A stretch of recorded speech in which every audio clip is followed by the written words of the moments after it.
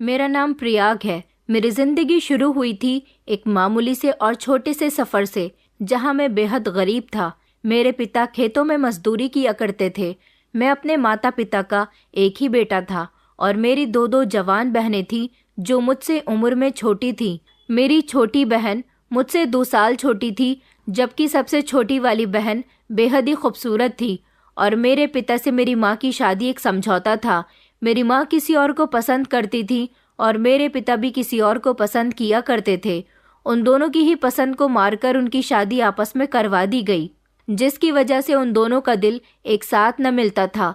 या यूं कहा जाए कि सबसे ज्यादा मेरी माँ का दिल पिताजी के साथ नहीं मिलता था। मेरी दोनों बहनें ही पढ़ाई कर रही थी। मैं काफ़ी समय से नौकरी की तलाश में था, क्योंकि पापा के मरने के बाद घर के हालात बहुत ख़राब हो गए थे। पापा जिस तरह घर को मेंटेन किए हुए थे, मुझसे वो सब नहीं हो रहा था। मैं अपनी 2 बहनों का इकलौता भाई और अपने माता पिता का इकलौता बेटा था, इसलिए लगभग सबका ही लाडला था। हर कोई मुझसे प्यार करता था, हर कोई मेरे साथ अच्छे से पेश आता था। क्योंकि हमारे पूरे ही ख़ानदान में लड़कियां ज़्यादा थीं और मैं अपने पूरे ख़ानदान में एक ही लड़का था, इसलिए मुझे भरपूर इज्जत दी जाती थी और अहमियत भी दी जाती थी। न सिर्फ अपने ख़ानदान वालों की तरफ से, बल्कि मेरे नाना नानी के घर भी सब लोग मेरे साथ अच्छे से पेश आते थे। बल्कि हमारे मोहल्ले में भी मेरा काफ़ी नाम था। मैं सुलझा हुआ और शरीफ लड़का था। मैंने कभी भी किसी लड़की को नज़र उठाकर नहीं देखा था। अब मुझ पर चढ़ती जवानी थी। मेरे पापा के होते हुए कभी मैंने गलत लड़कों के साथ उठना बैठना नहीं किया था, क्योंकि मेरे पापा मुझसे बहुत प्यार करते थे और उन्हें डर लगता था कि कहीं मैं दुनिया के उस गलत माहौल में न खो जाऊं, जहां मेरे पिता का सर नीचे झुके और उनका बेटा किसी गलत संगत में पड़ जाए या फिर उनके बेटे को आगे चलकर कोई नुकसान पहुंचे। मेरे पिता हमेशा मुझ पर नज़र रखते थे, हमेशा मुझे शराफत और इज्जत का पाठ सिखाया करते थे। हमेशा यही बताया करते थे कि हमें बहू बेटियों की इज्जत करनी चाहिए। वो मेरी बहनों से भी बहुत प्यार करते थे और मेरी बहनों को भी अच्छी बातें ही सिखाया करते थे। इसलिए मैं हमेशा अपने पिता की हर बात मानता था। कभी मैंने किसी लड़की को तंग नहीं किया था। मैं हर लड़की की इज्जत किया करता था और सड़क पर हमेशा निगाह नीची करके चलता था। इसकी इकलौती वजह सिर्फ मेरे पिता थे, जो कि अच्छे इंसान होने के साथ साथ एक बेहद ईमानदार इंसान भी थे। गांव के सारे ही लोग उनकी बहुत इज्जत किया करते थे और उनकी तारीफ करते किसी का मुंह नहीं रुकता था। मगर जहां तक मेरी माँ का सवाल था, वो तो बहुत ही मॉडर्न औरत थी। मेरे पिता की शादी शहर की लड़की से हो गई थी, इसलिए मेरी माँ की सोच बिल्कुल अलग थी और वो हमेशा शहर जाकर रहना चाहती थी। दोनों की ही अरेंज मैरिज हुई थी, इसलिए दोनों ने समझौता किया और अपने घर को बसाने की कोशिश की। इसमें सबसे ज्यादा साथ मेरे पिता का था, जो अपने बच्चों की खातिर अपनी पत्नी के साथ गुजारा कर रहे थे। मेरे पिताजी अपने तीनों बच्चों को अच्छे संस्कार दिया करते थे, जबकि हमारी माँ ऐसी बिल्कुल भी नहीं थी। उन्होंने कभी हमें कुछ नहीं सिखाया था। मेरी माँ को लड़कों से दोस्ती करने का बहुत शौक था। शादी के बाद भी वो मर्दों के सामने आना जाना करती रहती थी। ये बात जब मेरे पिताजी से बर्दाश्त होनी बंद हो गई, तो उन्होंने माँ से कह दिया था कि अगर तुम अपनी हरकतों से बाज नहीं आई तो मैं तुम्हें बहुत जल्द ही छोड़ दूंगा। मेरे माँ पिताजी हर दूसरे तीसरे दिन झगड़ा करते रहते थे और ये सब हम अपनी आंखों से तीनों भाई बहन देखते रहते थे, जिसकी वजह से हम तीनों भाई बहन की परवरिश पर गलत असर पड़ रहा था। पिताजी हमेशा माँ को समझाया करते थे कि तुम किस तरह की माँ हो, घर में बेटियां हैं बेटा है, तुम्हें ऐसे देखकर वो क्या सीखेगा और बेटियां ऐसी ही बनेंगी जैसे तुम हो। मगर माँ को तो कोई फर्क ही नहीं पड़ता था। हाँ, हम तीनों भाई बहन पर इसका जरूर असर पड़ता था। उन दोनों के झगड़े से हम तीनों डर जाते थे। मेरी दोनों बहनें तो रोने के लिए बैठ जाती थी और मैं खामोश हो जाता था और सोचता रहता था कि पता नहीं हमारे घर में सब कुछ कब ठीक होगा और हमारे घर का माहौल भी खुशियों भरा और सुकून भरा होगा। जब मेरी माँ पिताजी की कोई बात नहीं मानती थी, तब उन लोगों के बीच बहुत झगड़ा होता था, क्योंकि मेरी माँ की आदत थी वो सच संवर कर पड़ोस के घरों में जाया करती थी। ये बात मेरे पिता को बिल्कुल भी पसंद नहीं थी और किसी भी मर्द से बातें कर लिया करती थी। उनको किसी भी मर्द से बात करने में शर्म नहीं आती थी। घर में उनकी जवान बेटियां थी, वो ये भी नहीं सोचती थी कि उनकी ऐसी हरकतों से उनकी बेटियों पर क्या और कैसा असर पड़ेगा। मेरी बहनें तो मेरी माँ पर नहीं गई थी। कभी कभी मुझे ऐसा लगता था जैसे पिताजी बेवजह ही माँ पर गुस्सा करते रहते हैं। हो सकता है कि पिताजी को कोई गलतफहमी होती हो। मेरी माँ एक हंसमुख औरत थी जो ज्यादातर सबसे ही हंसकर बात किया करती थी। शायद वो एक शक करने वाले इंसान है, लेकिन ये शक मेरे दिल से उस दिन दूर हुआ था जब पिताजी के काम पर जाते ही माँ ने घर के अंदर 2 मर्दों को बुला लिया था। ये सब जब मैंने अपनी आंखों से देखा तो मुझे यकीन हो गया कि मेरे पिता अपनी पत्नी पर गलत शक नहीं करते, लेकिन वो मेरी माँ थी, मैं उनको बुरा भला कैसे कह सकता था। इसलिए मैं खामोश रहा।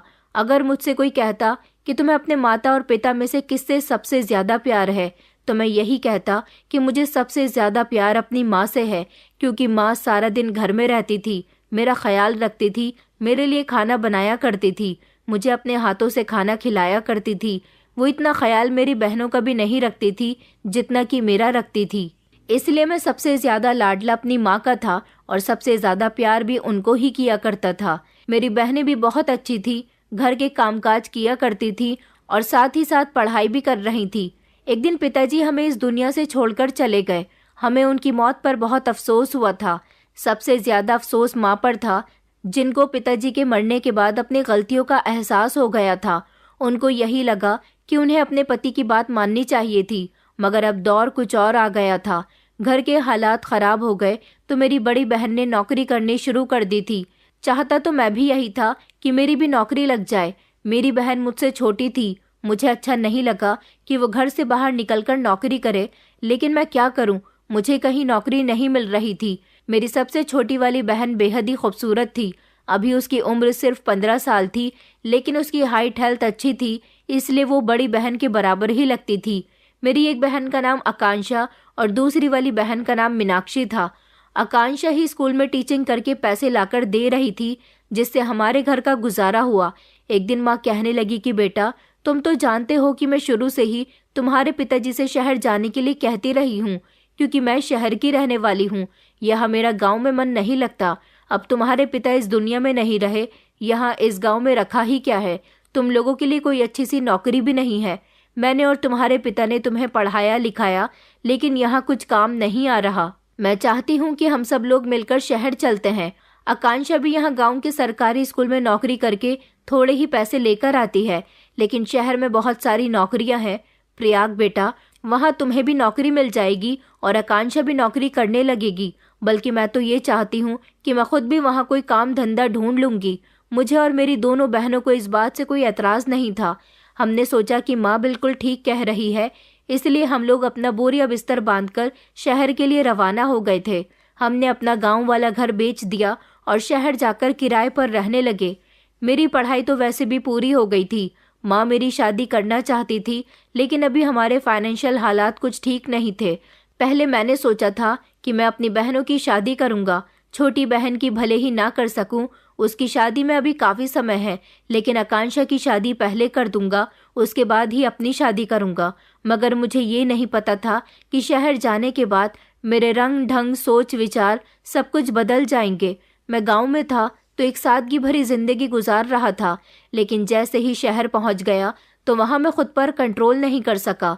यहाँ शहर में मेरे नए दोस्त बने। शहर में हमने किराए का घर ढूंढ लिया था और हमने अपना गांव वाला घर जो बेचा था उसके पैसे हमारे पास मौजूद थे। उन पैसों से मैंने आकांक्षा की शादी कर दी।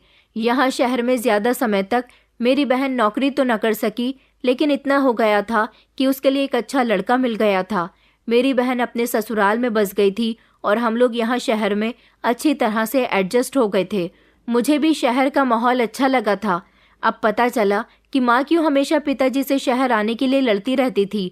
मेरे पिता शुरू से ही अपने गांव में रहे थे, इसलिए उन्हें गांव के माहौल की आदत थी। उन्हें वैसे भी माँ का मॉडर्न माहौल और उनके मॉडर्न ख्याल पसंद नहीं थे। यहाँ शहर आने के बाद मेरी एक छोटी सी कंपनी में नौकरी लग गई थी, जहाँ मुझे अच्छे पैसे मिल जाया करते थे। कंपनी के ही कुछ लड़कों से मेरी जान पहचान हुई और उसके बाद वही जान पहचान दोस्ती में बदल गई। अब मेरे घर पर भी मेरी माँ और छोटी बहन मीनाक्षी ही रह गए थे। मीनाक्षी अभी अपनी पढ़ाई कर रही थी। यहाँ शहर आने के बाद उसे अच्छी शिक्षा हासिल हुई। शहर आने के बाद सब कुछ बिल्कुल ठीक चल रहा था। हमारे पास सब कुछ था। अगर कुछ नहीं था तो वो था हमारा अपना घर, जिसका हर महीने हमें ज़्यादा कीमत पर किराया देना पड़ता था। लाइट का बिल, गैस का बिल, ये सारी ही चीज़ें मेरी कमर तोड़कर रख दिया करती थी और मैं अकेला ही कमाने वाला था। मगर इस समय मेरी माँ ने मदद की। मीनाक्षी स्कूल चली जाती थी और मैं नौकरी करने के लिए चला जाता था। घर में मेरी माँ अकेली रह जाती थी। शुरू शुरू के दिनों में मुझे अपने घर का खर्च उठाने में बहुत परेशानी हुई थी, क्योंकि कभी पिताजी ने अपने होते हुए मेरे सर पर कोई परेशानी नहीं आने दी थी। हाँ, लेकिन जैसे जैसे हम लोग यहाँ सेटल होते गए तो माँ मेरी मदद करने लगी। न जाने माँ के पास इतने पैसे कहाँ से आ जाया करते थे। घर के सारे खर्च वो खुद करती थी। मुझे तो बस हर महीने घर का किराया देना होता था। माँ के पास इतने पैसे कहाँ से आते थे, इस बात की सच्चाई भी एक दिन मुझे पता चल गई थी। मुझे तो लगा था कि पिताजी के मरने के बाद माँ सुधर गई है। एक दिन जब मैं ऑफिस से जल्दी घर आ गया और जैसे ही घर के अंदर दाखिल हुआ तो मैंने यहाँ शहर के इस किराए वाले घर से भी कुछ मर्दों को निकलते हुए देखा। और ऐसा मैंने सिर्फ एक बार नहीं बल्कि कई बार देखा था। वो अकेले घर में होने का फायदा उठाया करती थी। तभी तो मैं सोचता था कि उनके पास इतने पैसे कहाँ से आते थे। मेरी आधी सैलरी तो घर का किराया देने में निकल जाती थी और बाकी के पैसे मैं अपने ऊपर खर्च कर लिया करता था। माँ ना तो घर के खर्चों के लिए मुझसे पैसे मांगती थी और ना ही उन्हें कभी पैसों की ज़रूरत हुई थी। अब मुझे समझ आ गया था, लेकिन मैं खामोश था। अपनी माँ से कोई सवाल नहीं कर सका। फिलहाल ये सब कुछ मेरी माँ मेरी छोटी बहन के और मेरे पीछे किया करती थी। जिंदगी इसी तरह से गुजर रही थी। मुझे नहीं पता था कि यहाँ शहर का माहौल और रंग ढंग कैसा होता है, लेकिन यहाँ मेरे नए दोस्तों ने मुझे सब कुछ सिखा दिया था। वो मुझे बार और क्लब भी लेकर जाते थे। मैं उनके साथ स्मोकिंग भी करने लगा था। देर रात तक घर आने लगा था। मैं हर तरह से बिगड़ चुका था। हाँ, मगर किसी औरत या लड़की पर मैंने अभी तक गलत नज़र नहीं डाली थी, क्योंकि मुझे अपने पिताजी की कही हुई बात बहुत अच्छे से याद थी। वो हमेशा मुझे यही सिखाया करते थे कि बेटा, हर औरत और लड़की की इज्जत किया करो। हमारे घर की बहू बेटियां हमारे घर की इज्जत होने के साथ साथ रौनक भी होती है। अगर किसी की बेटी की इज्जत चली जाए तो उसकी रौनक भी साथ साथ चली जाती है। मैंने अपने पिताजी की इस बात पर अपनी गांठ बांध ली थी, लेकिन मुझे ये नहीं पता था कि यहाँ शहर आने के बाद मैं अपने पिता की कही हुई एक एक बात को भूल जाऊंगा। मैंने अपनी पुरानी नौकरी छोड़ दी थी, जिसको मैंने यहाँ शहर में आते ही किया था। मैं दिमाग से बहुत इंटेलिजेंट था, अच्छा खासा पढ़ा लिखा था, सब कुछ बहुत अच्छे से जानता था। मुझे ऐसा लगा कि गुजरते हुए वक्त के साथ साथ मुझे सैलरी कम मिल रही है, इसलिए मैंने उस नौकरी से अपनी जान छुड़ा ली और जहाँ ज़्यादा सैलरी मिल रही थी वहाँ नौकरी करने लगा। लेकिन वहाँ मेरी परफॉर्मेंस बहुत ही अच्छी रही। नौकरी करते करते मुझे उस कंपनी का मैनेजर बना दिया गया और अब मैं अपने बॉस का राइट हैंड बन चुका था। मेरे पास अब पैसों की कोई कमी नहीं रही थी। हमारे हालात बहुत अच्छी तरह से बदल गए थे। ये सब कुछ मेरी माँ की प्रार्थनाओं का नतीजा था, जो हमेशा मेरे कामयाब होने की प्रार्थना करती रहती थी। शहर आने के बाद पूरी तरह से हमारे दिन बदल गए थे। मुझे कामयाब होने में लगभग 7 साल का समय लग चुका था और मेरी उम्र 32 साल हो गई थी। माँ का कहना था कि बेटा, अब मैं तुम्हारी शादी करना चाहती हूँ। हमारे पास अब सब कुछ है, अब तो तुम शादी कर सकते हो। लेकिन मुझे ऐसा लगता था कि नहीं, मुझे अभी थोड़ा और पैसा कमाना है। मेरी बहन पूरी तरह से जवान हो गई थी और बेहद ही खूबसूरत थी। मेरा कहना था कि मुझे अभी शादी करने में 5 साल का समय और लगेगा, तब तक आप मीनाक्षी का रिश्ता तय करो। हम मीनाक्षी की शादी बहुत धूमधाम से करेंगे। माँ कहती थी कि बेटा, जब तक तो तुम्हारी उम्र और ज़्यादा निकल जाएगी। मगर मेरा मानना था कि पैसा बहुत ताकतवर होता है। मेरी उम्र निकल जाएगी तो क्या हुआ, मेरे पास ज़्यादा पैसा होगा तो मुझे शहर की सबसे खूबसूरत लड़की भी मिल जाएगी। अभी तो फ़िलहाल 2 साल तक मेरी बहन ने भी शादी से इनकार कर दिया था। उसका कहना था कि वो अभी और पढ़ाई करना चाहती है। ऊपर वाले ने मुझे और कामयाब कर दिया और अब मैं अपनी ही कंपनी का मालिक बन गया था। मैंने एक छोटी सी अपनी कंपनी अलग खोल दी थी, जिसमें मैं बिजनेस करने लगा था। अब जो थोड़े बहुत पैसों की तंगी थी वो भी पूरी हो गई थी। मैंने अपना ही बड़ा सा घर खरीद लिया था, अपनी कार भी खरीद ली थी और घर में हर तरह की सहूलत मौजूद कर दी थी। मैं बहुत खुश रहने लगा था। मेरे अंदर पैसा आने के साथ साथ घमंड भी आने लगा था। मुझे ऐसा लगता था जैसे मैं पैसे से सब कुछ खरीद सकता हूँ। मैंने लड़कियों पर गंदी नज़र रखना शुरू कर दी थी। मेरे सामने जो भी लड़की आती, बस मैं उसको इस्तेमाल करने के बारे में सोचता था। मेरी कंपनी में एक शेखर नाम का लड़का नौकरी करता था। उसकी अभी हाल फिलहाल में ही शादी हुई थी। उसने मुझे अपनी शादी में इनवाइट किया था। वो मुझसे उम्र में छोटा था। उसकी पत्नी बेहद सुंदर थी। सारे ही लोग दुल्हन की तारीफ कर रहे थे। शेखर की शादी को 6 महीने ही गुजरे कि अचानक एक हादसे ने उसकी जान ले ली थी। हादसा इतना खतरनाक था कि उसकी मौके पर ही मौत हो गई और उसकी पत्नी 6 महीने की विधवा बन गई थी।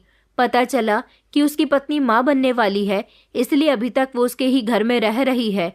मुझे जब ये बात ऑफिस के लोगों के थ्रू पता चली तो मैंने सोचा कि मुझे उसकी पत्नी की कुछ मदद करके आनी चाहिए। शेखर के माता पिता इस दुनिया में नहीं थे। उसके घर में अब उसकी पत्नी के अलावा और कोई भी नहीं था। मैं शेखर के घर चला गया और अपने पास थोड़े से पैसे रखकर ले गया था ताकि वो पैसे शेखर की पत्नी को देकर उसकी कुछ मदद कर सकूं। जब मैं वहां पहुंचा तो उसकी पत्नी ने मुझसे बहुत अच्छे से बात की, मगर ना जाने कि उसकी पत्नी की सुंदरता देखकर मेरी नियत उस पर खराब होने लगी। एक पल के लिए मैंने ये भी सोचा कि नहीं, वो बेचारी विधवा है और माँ भी बनने वाली है, मगर फिर भी मेरे दिमाग में शैतानी ख्याल आने लगे और मैंने उसके अकेलेपन का फायदा उठाते हुए उसे घर के अंदर दबोच लिया और उसके साथ वो किया जो मुझे नहीं करना चाहिए था। वो बेचारी बेसुध जमीन पर पड़ी हुई थी। मेरा काम हो गया तो मैं वहां से जाने लगा। उसने मुझे जाते हुए देखकर आवाज लगाई और कहने लगी कि आपने मुझ जैसी अबला के साथ ठीक नहीं किया। आज आपने मेरे साथ ये सब किया है। मेरी बद्दुआ है आपको भी कि आपके भी किसी अपने के साथ कुछ ऐसा ही होगा जिसकी तकलीफ आपसे देखी नहीं जाएगी। मैं जोर जोर से हंसने लगा और कहने लगा कि तुम मुझे बद्दुआ दे रही हो। तुम्हारी बद्दुआ मुझे नहीं लगेगी। अब तुम्हें मुझसे कोई नहीं बचा सकता क्योंकि मेरा तुम पर दिल आ गया। अब मैं यहाँ हमेशा आता रहूंगा, तुम्हारी मदद करने नहीं बल्कि तुम्हारे साथ अपना दिल भरने के लिए। वो जोर जोर से चीख रही थी, रो रही थी, लेकिन उसके रोने का मुझ पर कोई असर नहीं पड़ा। अब मैं हर दूसरे तीसरे दिन रात के समय उसको इस्तेमाल करने के लिए आ जाता था, मगर एक गड़बड़ हो गई थी। इसी बीच उसकी हालत बहुत बिगड़ गई और उसने अपने बच्चे को खो दिया जो उसके पति की आखिरी निशानी थी। मैंने उसका इलाज करवाया। वो जब भी मुझे अपने सामने देखती मुझे बद्दुआ ही दिया करती थी। उसकी बद्दुआओं से मुझे कोई फर्क नहीं पड़ता था। मुझे ऐसा लगता था जैसे जिसका इस दुनिया में कोई नहीं होता उसकी बद्दुआ सुनने वाला भी कोई नहीं होता और बद्दुआओं से कुछ नहीं होता। शेखर की पत्नी दिन ब दिन कमजोर होती जा रही थी, लेकिन कुछ समय तक उसे इस्तेमाल करने के बाद मेरा उससे दिल भर गया था।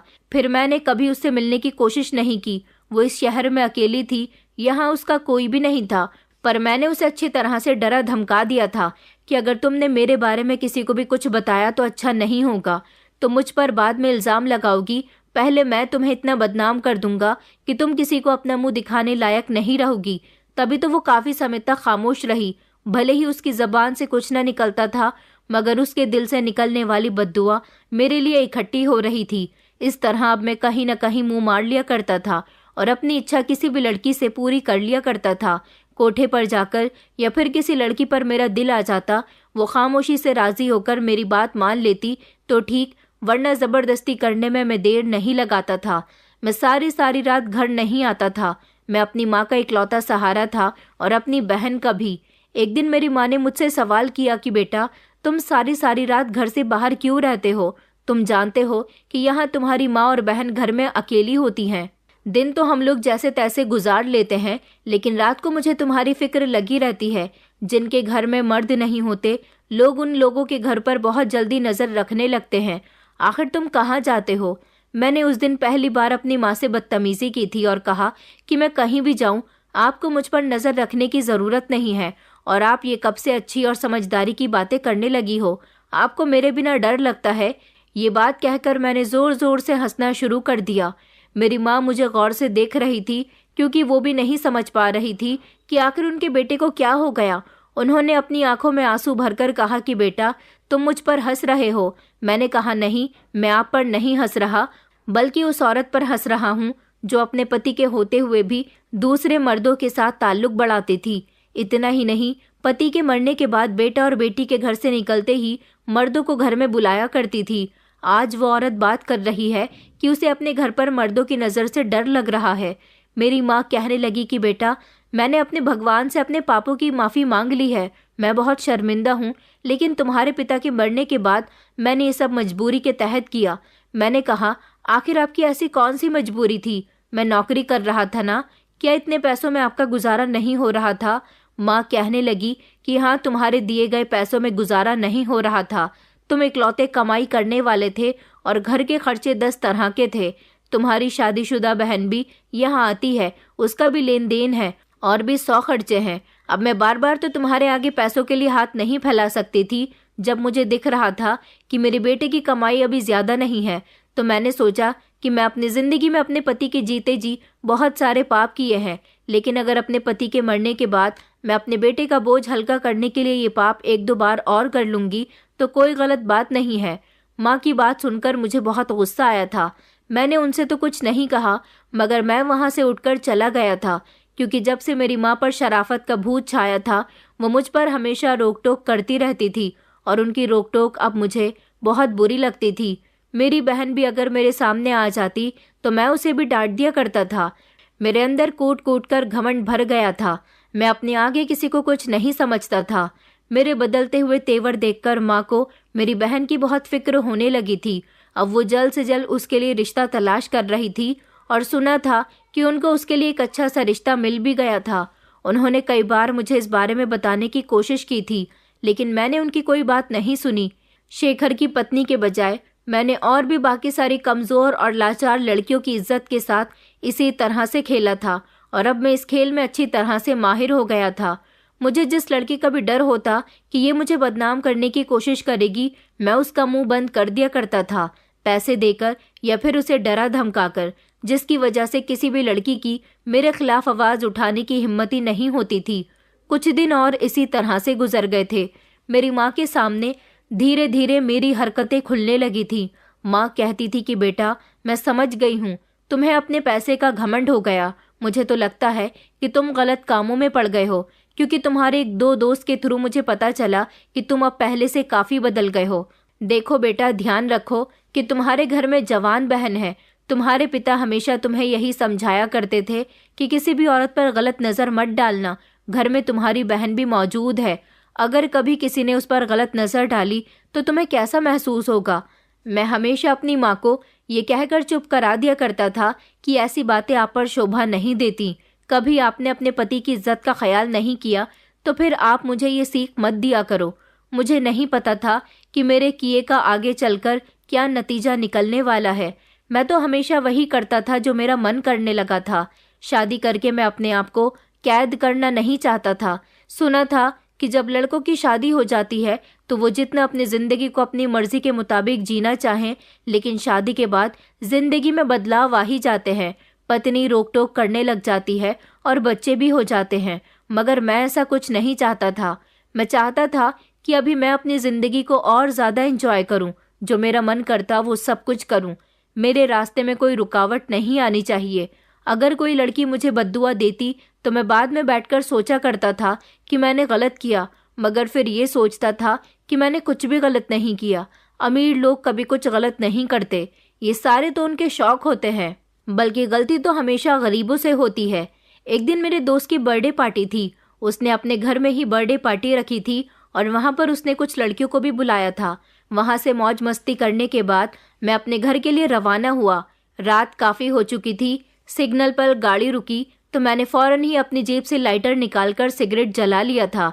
इतने ही देर में एक लड़की दौड़ती हुई मेरे पास आई और कहने लगी कि भगवान के नाम पर साहिब जी थोड़े से पैसे दे दो। मेरे भाई बहन सुबह से भूखे हैं, मुझे उनके लिए खाना लेकर जाना है। सुबह से लोगों से भीख मांग रही हूँ, इतने पैसे जमा नहीं हुए कि अपने भाई बहन के लिए खाना लेकर जा सकूं। वो मेरे आगे हाथ जोड़कर कहने लगी कि साहब प्लीज पैसे दे दो ना। वो इतनी खूबसूरत लड़की थी कि उसकी सुंदरता उसके फटे पुराने कपड़े और उसके मेले रंग के पीछे छुप गई थी। शायद वक्त और हालात ने उसे ऐसा बना दिया था। गरीबी इंसान को क्या कुछ करने पर मजबूर नहीं कर देती।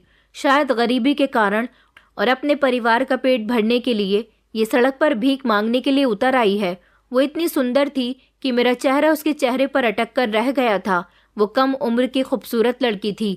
रात के अंधेरे में उसकी सुंदरता चमक रही थी। काफी देर तक मैं उसे देखता रहा था।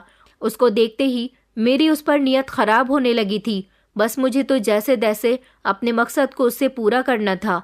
मैंने सोचा कि क्यों न इस लड़की का भी इस्तेमाल किया जाए भले ही वो भीख मांगने वाली लड़की थी, लेकिन फिर भी मेरा दिल इस पर आ गया था। मैं काफ़ी समय तक उसके चेहरे की तरफ देखता रहा तो वो मेरी आंखों के सामने हाथ हिलाते हुए कहने लगी कि साहब, थोड़ा जल्दी कीजिए, मेरे बूढ़े पिता और छोटे भाई बहन घर में अकेले हैं और भूखे हैं। वो लोग मेरा इंतज़ार कर रहे होंगे। रात काफ़ी हो चुकी है, मुझे अपने घर जाना है। मैं जाऊंगी तभी उन लोगों का पेट भरेगा। उन्हें मुझसे उम्मीद है, मैं उनकी उम्मीदों को तोड़ना नहीं चाहती। उसके शब्दों में बेहद तकलीफ थी और दर्द छुपा हुआ था जिसको मैं अच्छी तरह से नोटिस कर रहा था। अगर मैं चाहता तो उसकी मदद कर देता और खामोशी से वहाँ से चला जाता, मगर मुझे भी तो अपना मकसद पूरा करना था। आज तक बिना फ़ायदे के तो मैंने किसी का भी साथ नहीं दिया था, चाहे वो एक छोटा सा बच्चा हो या कोई जवान। मैं हमेशा ही अपना मतलब निकालने में कामयाब रहता था और इस लड़की से तो मेरा बहुत बड़ा मतलब था। मैंने उससे कहा कि मैं तुम्हें पैसे देने के लिए तैयार हूँ, पहले आओ तो मेरी गाड़ी में बैठ जाओ, मैं तुम्हें तुम्हारी मदद के मुताबिक पैसे भी दे दूंगा और आगे एक बहुत शानदार होटल है, वहाँ से तुम्हारे भाई बहन के लिए खाना भी पैक करवा दूंगा। उसके बाद तुम अपने घर आसानी से चली जाना। तुम्हारे भाई बहन तुम्हें देखकर खुश हो जाएंगे। वो अजीब नज़रों से मेरे चेहरे की तरफ देखने लगी और कहने लगी कि साहब, मैं आप पर कैसे यकीन कर सकती हूँ। मेरे पिताजी ने मुझे मना किया हुआ है कि किसी के साथ कहीं मत जाना, भीख लेना और उसे जाने देना। मैं आपके साथ कहीं नहीं जा सकती और ना ही आपकी गाड़ी में बैठ सकती हूँ। आप मुझे ऐसे ही पैसे दे दीजिए, मैं अपने भाई बहन के लिए खाना खुद खरीद लूँगी। मैंने उस पर गुस्से से चिल्लाते हुए कहा कि तुमने मुझे गलत इंसान समझा हुआ है क्या? मैं तो तुम्हारी मदद करने के लिए यहाँ तुम्हारी बात सुन रहा हूँ। इतनी देर तक तो मैं किसी से भी बात नहीं करता। मैंने सोचा कि मैं तुम्हें इतने पैसे दे दूंगा कि तुम्हें कभी भीख मांगने की ज़रूरत नहीं पड़ेगी, मगर तुम तो मुझे ही ज्ञान दे रही हो। अच्छा तो ठीक है, फिर तुम मुझे गलत समझती हो तो मैं तुम्हारी मदद नहीं कर सकता। इतना कहकर ही मैं गाड़ी स्टार्ट करने ही वाला था, उसने फौरन ही गाड़ी का शीशा अपने हाथों से पकड़ लिया और कहने लगी कि अरे नहीं साहब, नहीं नहीं, ये बात नहीं है, मुझे पैसों की सख्त ज़रूरत है। मेरे पिताजी की भी मुझे दवाई लेनी है, वो घर में बीमार पड़े हुए हैं और भाई बहन भूखे हैं, लेकिन मुझे डर लग रहा है, मैं आप पर विश्वास करने से डर रही हूँ। मेरे पिताजी कहते हैं कि हमें किसी पर भी आसानी से भरोसा नहीं करना चाहिए। वो लड़की मुझे बहुत ही समझदार और चालाक लग रही थी। मुझे उस पर गुस्सा भी आ रहा था, लेकिन मैंने ठान लिया था कि इसका तो मुझे कुछ न कुछ करना ही पड़ेगा। मैंने उससे कहा कि तुम्हें मुझसे डरने की ज़रूरत नहीं है, मैं तुम जैसे न जाने कितने लोगों की मदद करता हूँ। चलो मेरी गाड़ी में बैठो। देखो, अगर अपने भाई बहन का पेट भरना है और अपने पिता के लिए दवाई खरीदनी है तो मेरे साथ चलना ही होगा, क्योंकि यहाँ बीच रास्ते में तो मैं तुम्हारी कोई मदद नहीं कर सकता। काफ़ी देर तक वो वहाँ खड़े होकर सोचती रही थी और मैं भी गाड़ी में वहीं पर बैठा रहा, उसको देखता रहा। इधर उसने मूर्खता दिखानी शुरू कर दी थी। वो एक नादान लड़की थी। मैं जानता था कि वो मेरे साथ चलने के लिए तैयार हो जाएगी। मैंने उसे और भी थोड़े से लालच दिए थे और इससे इधर उधर की बातें कर रहा था। बार बार उसके परिवार के बारे में भी पूछ रहा था, जिस पर वो अपनी आंखें नम करके अपने परिवार के बारे में मुझे बता रही थी कि वो बहुत गरीब परिवार की थी। अपने घर की गरीबी ही उसे यहाँ तक खींचकर ले आई थी। मैंने उससे कहा कि मैं तुम्हारी पूरी मदद करूँगा, पहले हम तुम्हारी फैमिली के लिए खाना ले लेते हैं और उसके बाद मैं तुम्हें खुद तुम्हारे घर छोड़कर आऊँगा। तुम्हारे पिता से भी मुलाकात करूँगा ताकि मैं उनको कोई नौकरी दे सकूँ, फिर तुम्हें इस तरह सड़कों पर भीख मांगनी नहीं पड़ेगी। वो मेरी बात सुनकर खुश हो गई थी। मैंने उसे पूरी तरह से अपने भरोसे में उतार लिया था। वो आंखें बड़ी बड़ी करके कहने लगी, क्या आप इतने अमीर हो? मैंने कहा कि हाँ, मैं बहुत ही अमीर हूँ। एक बार मुझ पर भरोसा करके तो देखो, फिर तुम्हें खुशी होगी कि तुमने मेरी बात मानकर अपने परिवार का और अपना कितना बड़ा फ़ायदा किया। वो बेफिक्र हो गई थी। मैंने उसे पीछे की सीट पर बैठने के लिए कहा था और खुद गाड़ी ड्राइव करने लगा। मैं बार बार शीशे में उसकी खूबसूरती को देख रहा था। वो मुझसे अजीबोगरीब सवाल कर रही थी। उसके चेहरे पर भी मुझे घबराहट साफ दिखाई दे रही थी। लगभग 10 मिनट तक मैं गाड़ी चलाता रहा था और उसे अपनी बातों में लेता रहा। उसके बाद मैं उसको एक सुनसान जगह पर ले गया था और वहां जाकर मैंने उसे गाड़ी से उतरने के लिए कहा। वो मासूमियत में गाड़ी से उतर गई थी और इधर उधर देखने लगी, सवाल करने लगी कि हम यहाँ पर क्यों आए हैं। शायद वो समझ रही थी कि उसने मुझ पर भरोसा करके बहुत बड़ी गलती की। आखिरकार वो जवान लड़की थी, वो घबरा गई और यही मैंने उसके साथ दरिंदगी को अंजाम दिया था। यहाँ उसकी चीख पुकार सुनने वाला कोई भी नहीं था। चारों तरफ सुनसान इलाका था। वो मेरे साथ काफ़ी हाथापाई भी कर रही थी और मैं उसे काबू करने लगा। वो बार बार मुझे बद्दुआ दे रही थी, मगर मुझे तो कोई फ़र्क ही नहीं पड़ रहा था। मैंने उसकी इज्जत को नोच डाला था। उसका इस्तेमाल करने के बाद मैंने उसे वहीं पर फेंक दिया था। उसकी हालत बहुत ख़राब हो चुकी थी। वो सुनसान और जंगली इलाका था, वहाँ जानवरों का भी आना जाना होता था। मैंने सोचा कि सुबह तक कोई ना कोई जानवर इसे खाकर ख़त्म कर देगा। मैं उसे वहीं छोड़कर अपने घर आ गया था, लेकिन जैसे ही मैं घर पहुंचा तो घर में एक अजीब सा माहौल छाया हुआ था। हमारे घर पर पुलिस आई हुई थी। पुलिस को देखकर मैं घबरा गया। मैंने देखा कि मेरी माँ भी तड़प तड़प कर रो रही थी। मैंने कहा, ये सब क्या हो रहा है? माँ ने मुझे रोते हुए बताया और कहने लगी कि बेटा तुम कहाँ थे? मैं तुम्हें कब से फ़ोन लगा रही हूँ, तुम फ़ोन ही नहीं उठा रहे हो। देखो बेटा, शाम के 4 बजे से तुम्हारी बहन गायब है, कॉलेज से आई ही नहीं। मैंने उसे हर तरफ तलाश कर लिया। कॉलेज वाले कहते हैं कि वो तो वहाँ से निकल गई थी। उसकी सारी सहेलियों से भी मैंने पूछताछ कर ली है, किसी को भी हमारी मीनाक्षी के बारे में कुछ नहीं पता। माँ की बात सुनकर मेरे पैरों तले से ज़मीन निकल गई थी। मैंने कहा, माँ मीनाक्षी इधर कहीं ही होगी, आपने नेबर्स में चेक किया या नहीं? माँ कहने लगी कि बेटा कहीं नहीं है। मजबूरन मुझे पुलिस को बुलाना पड़ गया, मगर पुलिस वाले कहते हैं कि 24 घंटे से पहले उसकी गुमशुदगी दर्ज नहीं करेंगे। मैंने कहा, ऐसा कैसे नहीं करेंगे? आप मेरी बहन को तलाश करिए, मेरी बहन कहाँ गई? पुलिस वालों ने कहा कि हम यहाँ आपकी माँ जी के कहने पर आ गए हैं, लेकिन हम 24 घंटे से पहले किसी की भी गुमशुदगी दर्ज नहीं करते। आप अपने दोस्तों में, रिश्तेदारों में, आस पड़ोस में अपनी बहन को तलाश करिए, उसके बाद हम लोग कोई एक्शन उठाएंगे। सारे आस पड़ोसी तो हमारे घर में मौजूद थे। मैं अपनी बहन को तलाश करने के लिए उसी समय घर से निकल गया था। उसके कॉलेज भी दोबारा से गया था। जितने लोगों को भी मेरी बहन जानती थी, मैं उन सब के पास चला गया था, लेकिन मेरी बहन मुझे कहीं नहीं मिली थी। धीरे धीरे 24 घंटे भी पूरे हो चुके थे।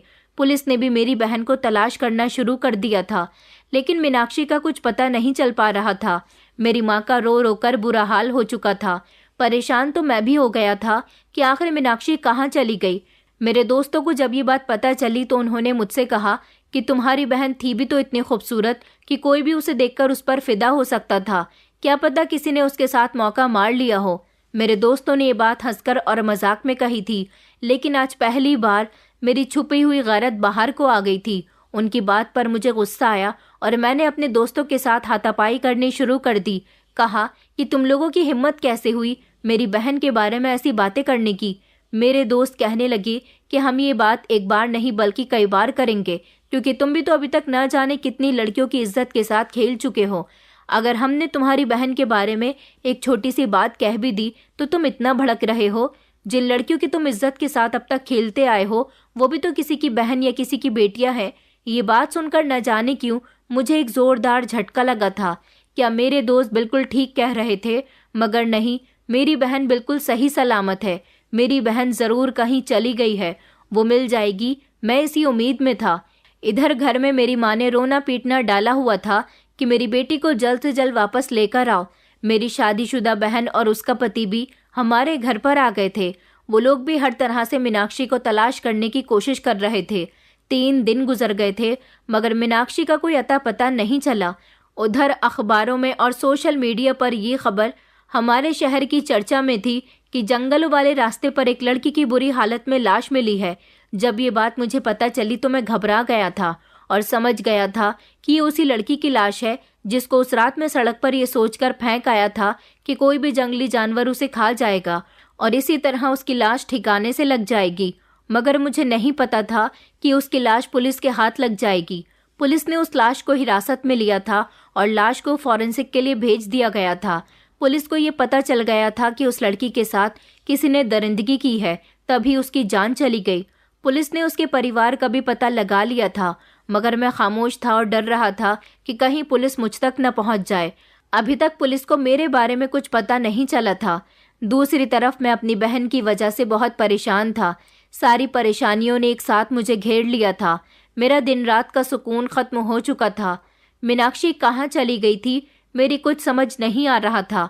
मैं मीनाक्षी का पता लगाऊं या फिर अपने आप को पुलिस के डर से कहीं छुपाकर बैठ जाऊं, मगर लाख कोशिशों के बावजूद भी पुलिस मुझ तक पहुंच गई थी। पुलिस ने मुझे अरेस्ट कर लिया था और जब मेरे साथ इन्वेस्टिगेशन की गई तो ये बात सच साबित हुई थी कि उस भीख मांगने वाली लड़की के साथ दरिंदगी करने वाला इंसान कोई और नहीं बल्कि मैं ही था। जब ये बात मेरी माँ और बहन को पता चली तो उन्होंने कहा कि ये सब तुम्हारे ही कर्मों का नतीजा है जो तुम्हारी बहन गायब हुई है। हमें तो डर है कि कहीं तुम्हारे कर्मों का नतीजा तुम्हारी बहन को ना मिला हो। ये सुनकर मैं डर गया था।